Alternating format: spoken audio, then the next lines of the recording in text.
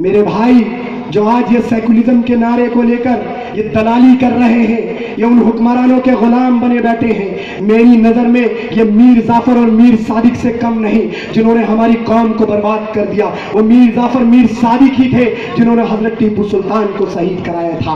अगर तारीख उठाकर देखी जाए तो हमारे लोगों ने ही हमारे साथ धोखा किया है। अगर हमारे लोग हमारे साथ धोखा ना करते तो हिंदुस्तान के अंदर कोई माई का जना नहीं था जो मुसलमानों के गिरबान से खेल सके। मेरे भाई,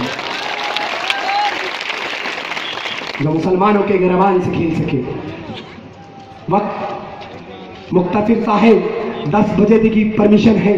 मैं जाते जाते उस शहीद आजम टीपू सुल्तान की शहादत बताता हूं। मेरे भाई, अगर तुम्हारे अंदर एक इरादा आए तो इस जज्बे के साथ, जो हजरत टीपू सुल्तान के अंदर जज्बा था, इस जज्बे के साथ पतंग का बटन दबाना। मेरे भाई, ये मीर जाफर मीर सादिक ही थे। 4 मई का दिन था।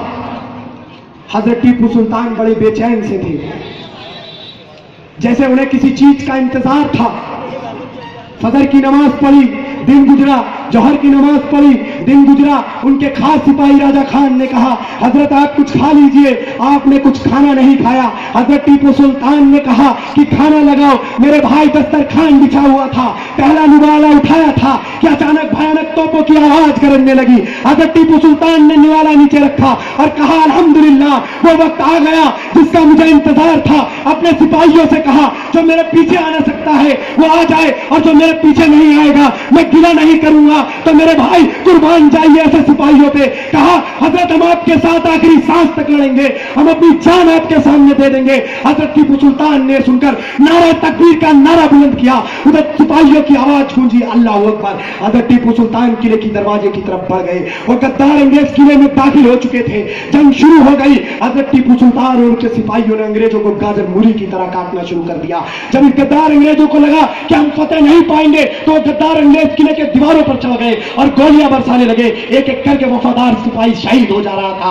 हजरत टीपू सुल्तान भी बड़े बुरी तरीके से जख्मी थे। मेरे भाई, अचानक एक गोली उनके कांधे पर आई और वो घोड़े से नीचे गिर गए। उनके खास सिपाही राजा खान ने कहा, हजरत इन्हें नहीं मालूम आप टीपू सुल्तान है। अगर आप ऐलान करो तो मैं इन्हें कह दूं आप टीपू सुल्तान हो तो ये आपकी जिंदगी बकस देंगे। कुर्बान जाइए ऐसे मर्द मुजाहिद पे। कहा, राजा खान, तुम मुझसे मेरी शहादत छीनना चाहते हो? अरे 100 साल की गीदड़ की जिंदगी जीने से अच्छा है कि मैं एक दिन की शेर की जिंदगी जीऊं।